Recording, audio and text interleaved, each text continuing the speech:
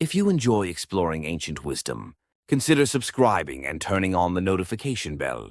Let's journey together into one of humanity's most mysterious spiritual texts, the Tibetan Book of the Dead, the hidden origins of a sacred book.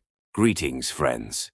Today, we travel beyond the boundaries of time into the mountains of Tibet, a place where myth and meditation intertwine. This is the birthplace of the Tibetan Book of the Dead, a text that has fascinated mystics, scholars, and seekers for centuries. But to truly understand this book, we must first step into the world, from which it was born, the luminous realm of Vajrayana Buddhism, known as the Diamond Vehicle, or the Path of Indestructible Wisdom. Vajra, in ancient Sanskrit, means both thunderbolt and diamond. It represents two inseparable powers, the lightning that pierces illusion, and the diamond that cannot be broken. Together they symbolize a truth, so radiant that ignorance itself shatters before it. This is not a path of blind faith or intellectual study alone. It is a path of direct experience, a spiritual technology aimed at transforming the mind instantly through symbols, rituals, and the sacred bond between teacher and student. The oldest lineage, Nyingma, the Ancient Ones. Among the many branches of Tibetan Buddhism, the oldest and most mystical is Nyingma, which literally means the ancient. Its roots reach back to the 8th century, to the arrival of a master whose presence forever changed the spiritual landscape of Tibet, Guru Rinpoche, Padmasambhava. He was not a mere monk. He was a sage of immense power, a yogi, astrologer, healer, and mystic. To Tibetans, he became the second Buddha, the one who tamed the spirits of the high plateau and planted the seed of enlightenment in a land of storms and sky. They say Guru Rinpoche is the most precious among all teachers. But this title, Rinpoche, meaning the precious one, is not just a name. It is a recognition of spiritual realization itself. Through him began the great tradition of Terma, the hidden treasures. The hidden treasures, Terma, and the prophecy of future discovery. Padmasambhava foresaw that future generations would fall into confusion and spiritual darkness. To protect the light of wisdom, he concealed his teachings not only in caves and temples, but within the very consciousness of his disciples. He said, "When the time of great confusion arrives, a destined student will rediscover these teachings." Thus was born the tradition of Terma, the hidden treasures, spiritual texts, rituals, and mantras hidden across centuries, waiting for the right mind to awaken to them. Those who uncover these treasures are known as Tertans, the treasure revealers. Among them, one name shines brightest, Karma Lingpa, the awakening of Karma Lingpa. Karma Lingpa was said to be a child touched by dreams. He spoke strange words in his sleep, uttering mantras his parents could not understand. Only later did they realize those words matched the ancient scripts of a long-lost text. During his meditations, he often saw a radiant face of light, neither male nor female, and heard a voice that whispered across lifetimes.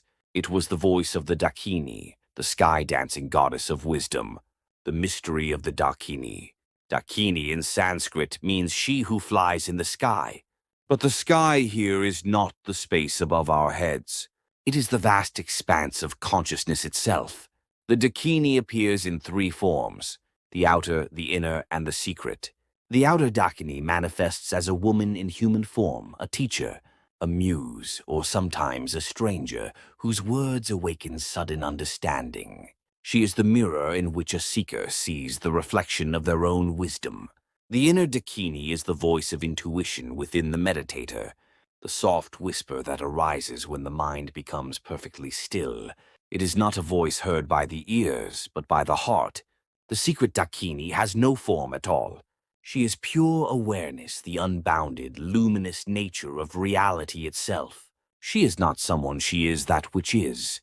When Karma Lingpa meditated and saw the radiant vision of Guru Rinpoche, he also heard the inner Dakini's call. "You were once the disciple of the precious master. You have been reborn to reveal what was hidden, to bring forth the light that sleeps within the mountain of time." This was no hallucination.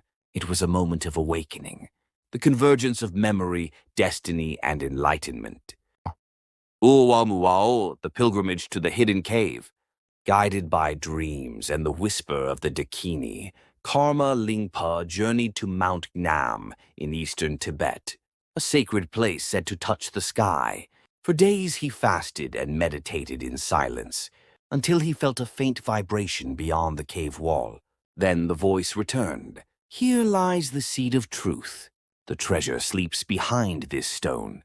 He removed the stones and found a small metal box, sealed for centuries.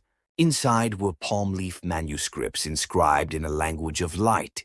The title read, Bardo Thodol, the Liberation Through Hearing in the Intermediate State. This was the birth of what the world now calls the Tibetan Book of the Dead. The meaning of the Book of the Dead. Unlike the Egyptian Book of the Dead, this text is not a map of the afterlife in a mythological sense. It is a manual of consciousness, a guide for the mind as it travels between death and rebirth. It teaches that the journey after death mirrors the journey of every moment of awareness. The bardo means the interval, the space between two states. And in truth, we live in countless bardos each day. The pause between breaths, the silence between thoughts, the stillness between birth and death. To awaken within these moments is to awaken from illusion itself. Where is the original manuscript? Many have asked, where is the original Tibetan Book of the Dead? Did it survive? Who keeps it now? The answer is both simple and profound. There is no single original. For the Terma tradition teaches that true wisdom is transmitted not only through paper and ink, but through the awakened mind. Still, fragments of the text endure.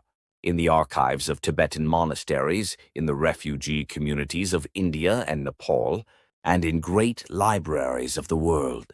The Rubin Museum in New York, the British Library in London, the Bodleian Library at Oxford.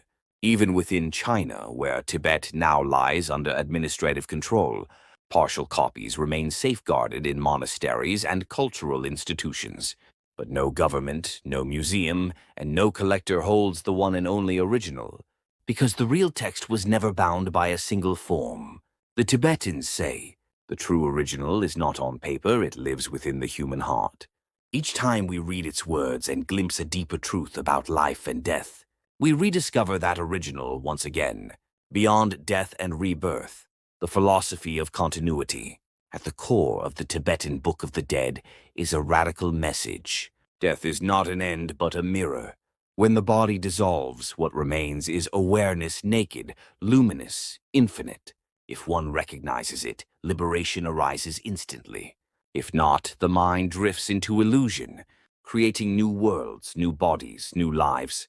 This is not a theory to be believed, but a truth to be experienced.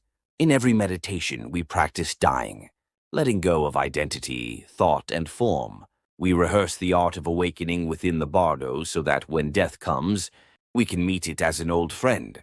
The Eternal Trinity teacher, wisdom and awakening. At the heart of this tradition stands a triad, three presences bound in a circle beyond time. Guru Rinpoche, the eternal teacher who planted the seed of awakening. The Dakini, the messenger of wisdom who calls across the ages. Karma Lingpa, the disciple who brings the hidden truth to light. The teacher conceals, the wisdom calls, and the disciple reveals. This endless cycle of concealment and revelation is the heartbeat of Tibetan Buddhism itself, the living light. Today, the Tibetan Book of the Dead continues to illuminate lives across the world, not as a relic of ancient Tibet, but as a living mirror for the soul. Its message is timeless. When you understand the nature of your mind, you transcend birth and death. When you recognize the light within, no darkness can frighten you. Perhaps this is why the book was never meant to stay hidden. Its true purpose is not to instruct the dead, but to awaken the living. If this journey has touched you, consider subscribing and join us as we continue exploring the hidden wisdom of the world. In our next video, we'll visit the very cave in Mount Nam, where Karma Lingpa uncovered the sealed manuscript, the birthplace of the Book of the Dead itself. Until then, may you walk in awareness, and may the light of the Dakini guide your path.